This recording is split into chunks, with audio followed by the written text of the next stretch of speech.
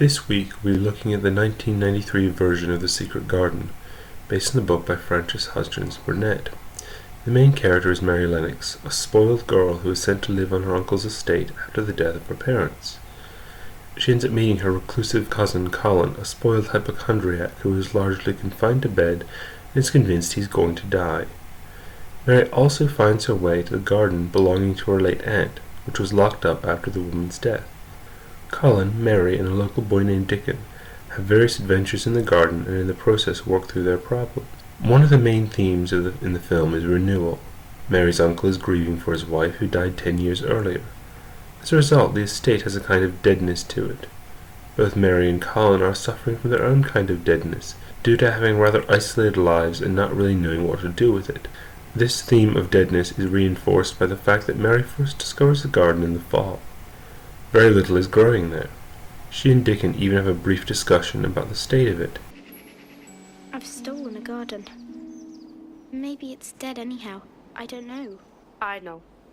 Upon examining the garden, Dickon gives his evaluation. Garden's not dead. It's as live as you or me. See, this part's wick.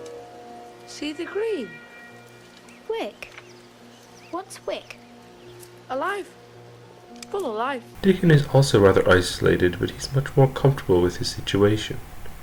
His older sister Martha makes the following comment to Mary. You know, Dickon, my brother, goes off on the moor by himself for hours. That's how he made friends with all his animals. Time passes and spring comes, and with it a lovely montage of the seasons changing.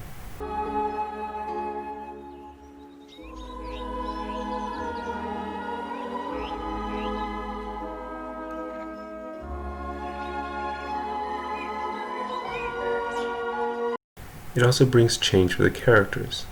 Colin is persuaded to open the windows in his room, and after one final tantrum decides to risk going outside with Dickon and Mary. The locked garden becomes their space to play and simply be children. The changing seasons are not the only thing that reflects this theme of deadness and new life. In the first half of the film, Mary wears black, which was customary after the death of a close relative. In a fairly early scene, she's waiting to see her uncle, and not only does her clothing contribute to the gloom, but also the way she is framed in the shot. By the second half of the film, enough time has passed that she no longer has to wear morning clothes. She dresses in a more lively style. Furthermore, she's with friends, so the frames contain more life. There are a lot of different tools to convey the tone and style of a film. The Secret Garden uses some of these tools and uses them quite effectively.